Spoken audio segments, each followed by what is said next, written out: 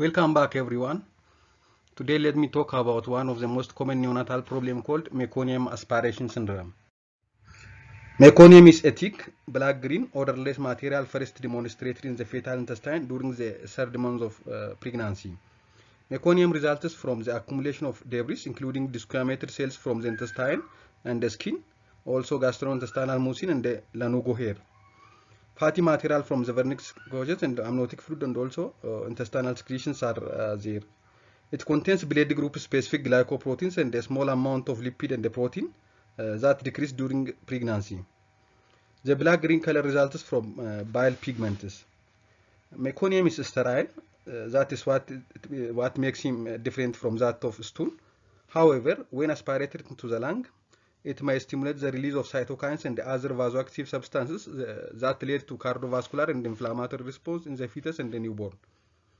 In patients with meconium aspiration syndrome, pulmonary function improves with the fall of pro-inflammatory cytokines over the first 96 hours of life.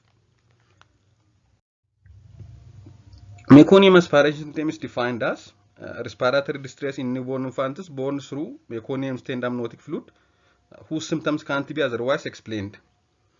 Meconium aspiration syndrome can present with a varying degrees of severity from mild respiratory distress to life-threatening respiratory failure.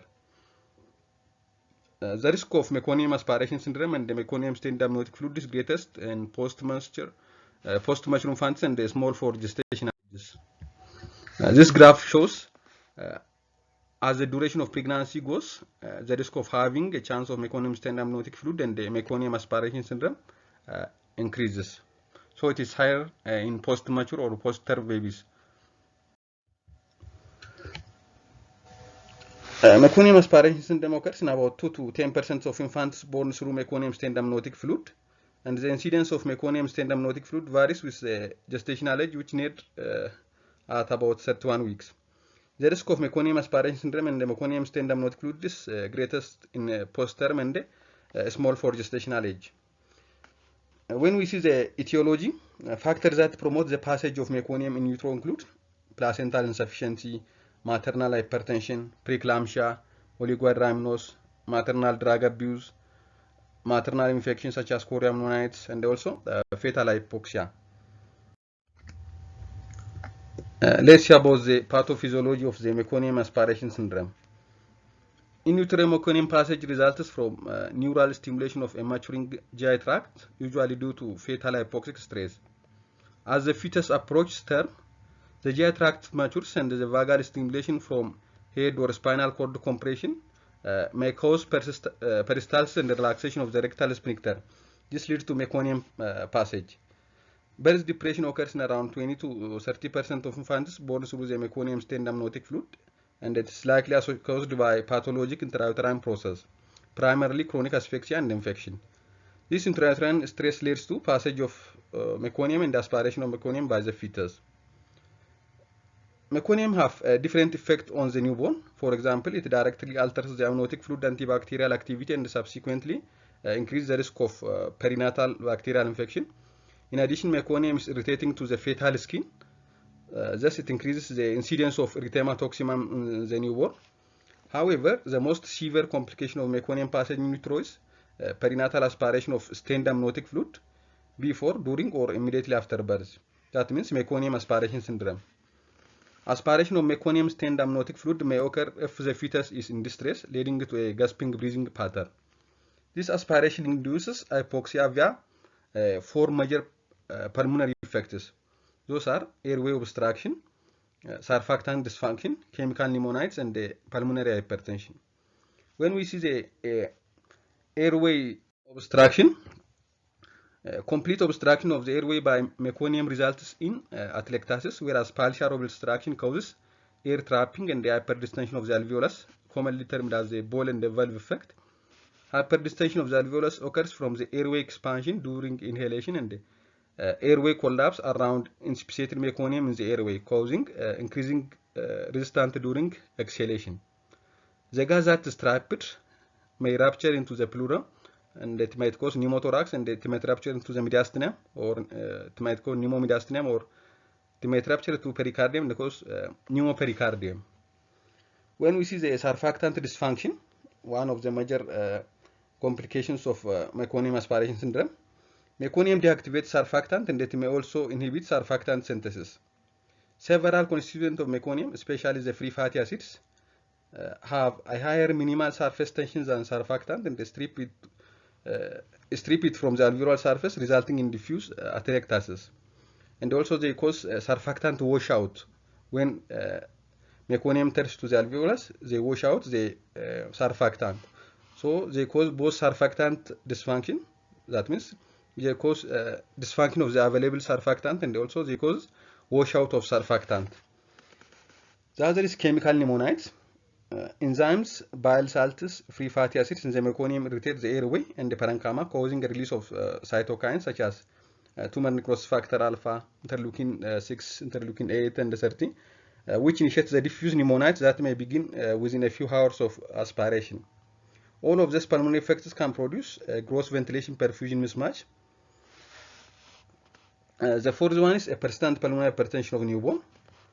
To complicate matters further, many infants with meconium aspiration syndrome have a primary or secondary persistent pulmonary hypertension of the newborn as a result of chronic in utero stress and the thickening of the pulmonary vessels. Pulmonary hypertension further contributes to hypoxia caused by meconium aspiration syndrome. Finally, although meconium is sterile, its presence in the air passage can predispose to the infant to pulmonary infection. Specifically, the mucopolysaccharide component provides an excellent growth media for microorganisms such as E. coli. Meconium also may inhibit phagocytosis of polymorphonicular cells and their exudative breasts, so they might predispose for infection. When we see the clinical features, in addition to the pulmonary manifestations of meconium aspiration syndrome, the following features are seen. History of meconium stained amniotic fluid or evidence of meconium staining on physical examination of the infant is there. The vernix, umbilical cord, and the nails become meconium stained, and depending upon how long the infant has been exposed in utero. In general, nails become stained after 6 hours, whereas vernix after 12 to 14 hours of exposure. Birth depression occurs in 20 to 33% of infants born through meconium stained amniotic fluid. Thus, infants have a neurologic and respiratory depression at birth, typically due to the hypoxia or shock. Affected infants are frequently small for gestational age or post-mature, and the characteristics finding of post-maturity include peeling skin, long fingernails, and also decreased vernix can be present on the newborn. When we see the physical examination finding, infants with meconium aspiration syndrome typically have a respiratory distress with marked tachypnea and cyanosis. They develop sign and symptom of distress immediately after birth. Symptoms include cyanosis, post-expiratory grunting, nasal flaring, intercostal retraction, tachypnea, barrel chest, that means increased anterior-posterior diameter due to the presence of air in the alveolus, and also auscultated rails and bronchi may present in some children. In addition to this, yellow-green staining on fingernails, umbilical cord, and the skin may also be observed. Green urine might be noted in newborn with meconium aspiration syndrome less than 24 hours after birth. Meconium pigment can be absorbed by the lung and it can be excreted in urine. When we see, there are different classifications for severity of meconium aspiration syndrome, and the severity of meconium aspiration syndrome was graded on the basis of requirement of respiratory support as follows. We say mild meconium aspiration if they require less than 40% oxygen for less than 48 hours. Moderate meconium aspiration syndrome is if they require more than 40% oxygen for more than 48 hours with no air leak. And the severe meconium aspiration is if they require assisted ventilation for more than 48 hours and if there is complications such as air leaks and the persistent pulmonary hypertension of newborn. This is a clinical grading of meconium aspiration syndrome severity. When we see the chest X-ray, a child with a meconium aspiration syndrome might have increased lung volume from hyperinflated lungs with flattened hemidiaphragm and also secondary to distal small airway obstruction and the gas trapping. And also asymmetric patchy pulmonary opacity might be there due to subsegmental atelectasis. 20 to 40% of cases have pneumothorax and pneumomediastinum due to increased alveolar alteration from obstructed airway. Multifocal consideration due to chemical pneumonitis can be seen on the chest X-ray also.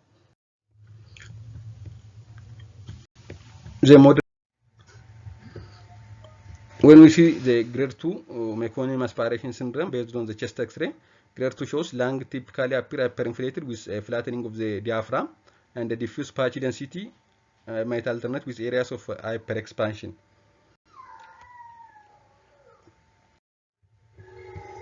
Grade 3 is when lung develops an appearance of homogeneous density. This one looks like the respiratory distress syndrome or hyaline membrane disease of newborn. So this is severity of meconium aspiration syndrome based on chest X-ray. The diagnosis of meconium aspiration syndrome is made by the following clinical, that is, if there is evidence of meconium stained amniotic fluid, or if there is a sign of meconium staining on the infant, if they develop respiratory distress at birth or shortly after birth, and there is no other evidence that explains the cause of distress, and if the characteristic radiographic feature we discussed above are there, we can diagnose meconium aspiration syndrome in the newborn. When we see the differential diagnosis of meconium aspiration syndrome includes other cause of neonatal respiratory distress, which occurs in up to 10% of infants born through meconium stained amniotic fluid. Meconium aspiration syndrome is distinguished from this based on history, clinical course, and as we have said, chest X-ray finding as above. From the differential diagnosis, transient tachypnea of the newborn is frequent cause of respiratory distress in late preterm infantis in around 34 to 37 weeks of gestation, whereas meconium aspiration syndrome is most frequently seen in post-term infantis. In addition, patients with TTN improve quickly in contrast to those with meconium aspiration syndrome. Infants with delayed transition from fetal circulation improve quickly in comparison to those with meconium aspiration syndrome. The other is pneumonia or sepsemia. Pneumonia might be difficult to differentiate from mass. As a result, infants with presumed meconium aspiration syndrome are treated with antibiotics while awaiting the result of culture.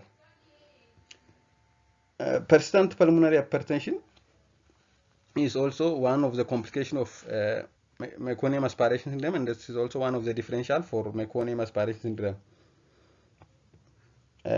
Respiratory distress syndrome generally occurs in preterm infantis, whereas meconium aspiration syndrome occurs in post-term infantis. And also miscellaneous causes such as air leaks, such as pneumothorax, is differentiated from meconium aspiration syndrome by history. That means absence of meconium stained amniotic fluid, and also by chest radiograph. When we see the prevention of meconium aspiration syndrome, because of the potential for poor outcomes, and the best approach for managing meconium aspiration syndrome is prevention. Preventions have different steps. The first one is intrapartum management. Intrapartum care to reduce the incidence of meconium aspiration syndromes include prevention of fetal hypoxia, that is thought to be an important contributor to the pathogenesis of meconium aspiration syndrome, and also prevention of post-maturity. Continuous or periodic intrapartum fetal heart rate monitoring has become a standard of care in most centers throughout delivery to prevent intrapartum fetal hypoxemia. Evaluation and intervention are implemented in cases with abnormal tracing indicative of fetal distress. Also, the combination of non-reassuring fetal heart rate tracing and the thick meconium amniotic fluid has been associated with an increased risk of meconium aspiration syndrome. The value of intrapartum fetal monitoring to predict fetal hypoxemia and subsequent intervention in cases with abnormal traces in preventing mass have not been proven.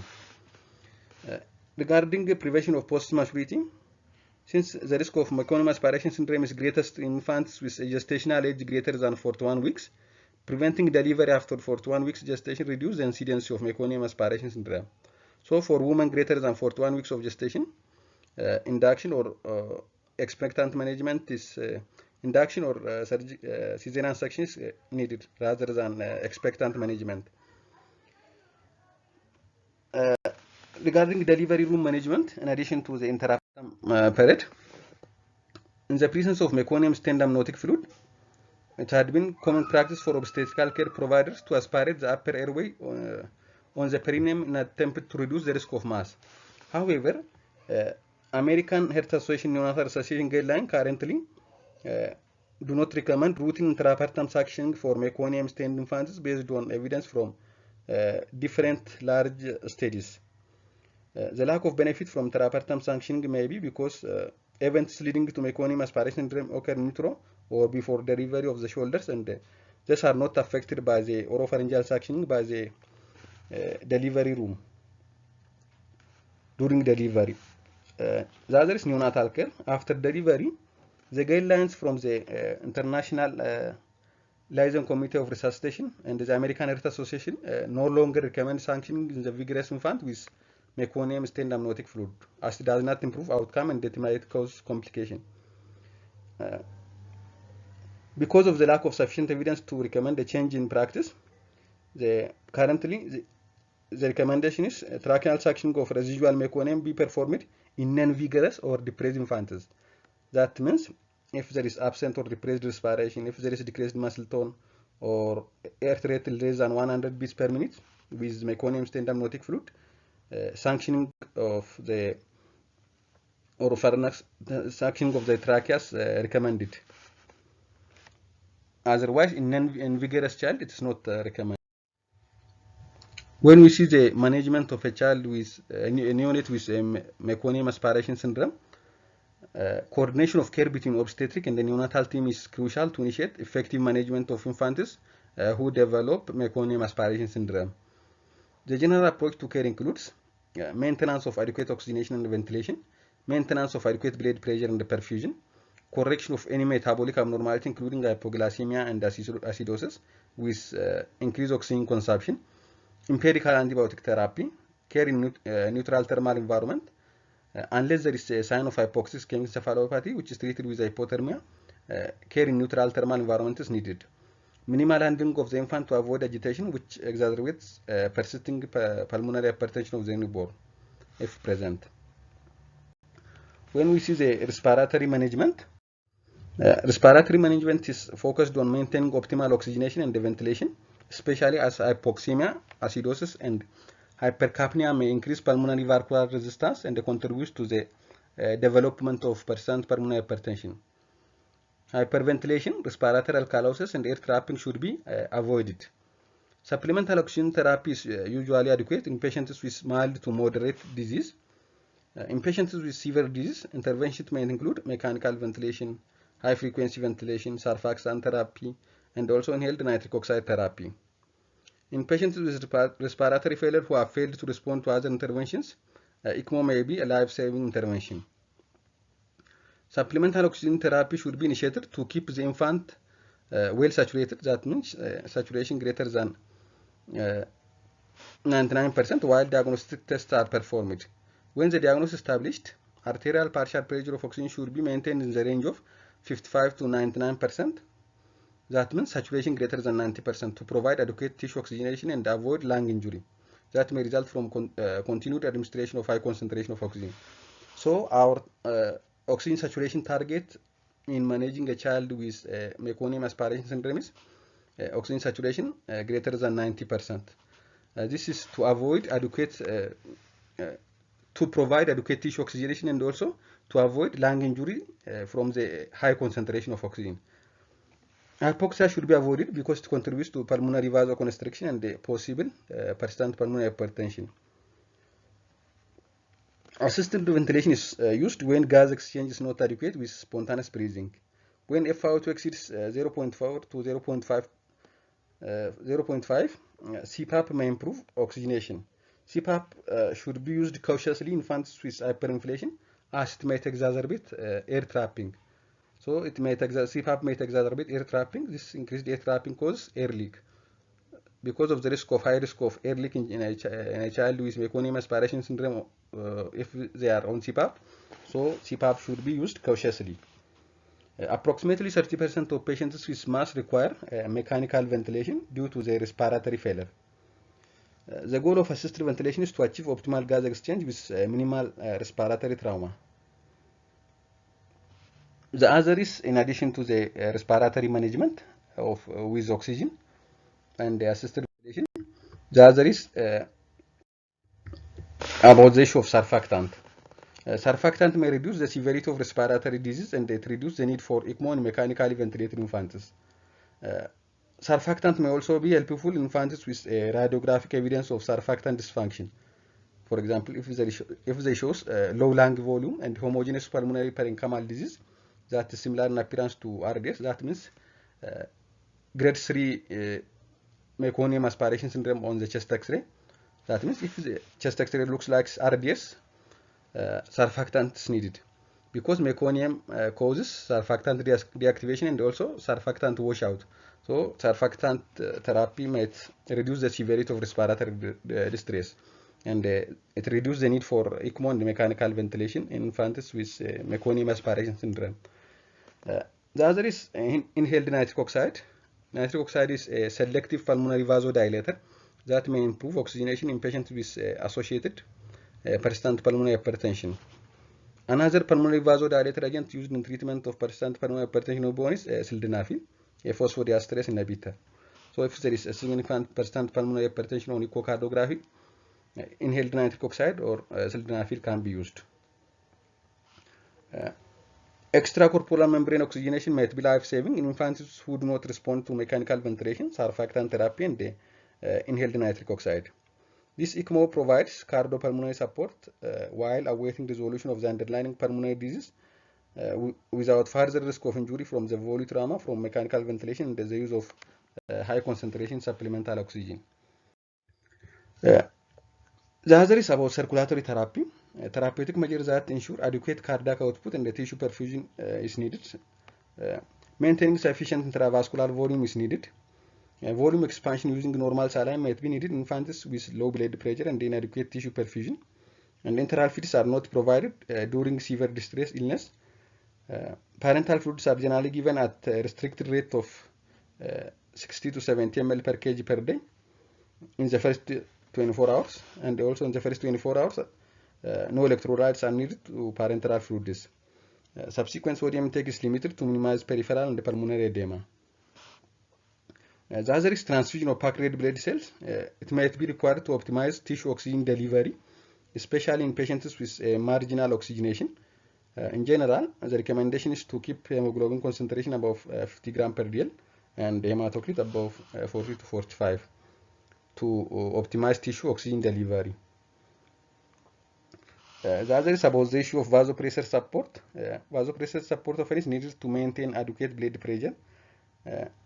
If needed, we can begin with a continuous intravenous infusion of dopamine, 2.5 to 10 microgram per kg per minute IV, and increase the infusion rate as necessary to maintain normal mean arterial blood pressure.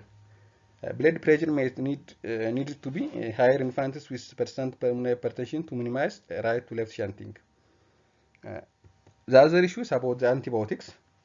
Because of the risk of infection and the difficulty of distinguishing Meconium aspiration syndrome and bacterial pneumonia, both clinically and by chest X-ray, the recommendation is to begin broad spectrum antibiotics, for example, ampicillin and gentamicin, while awaiting the result of the blood culture to make the antibiotic more specific.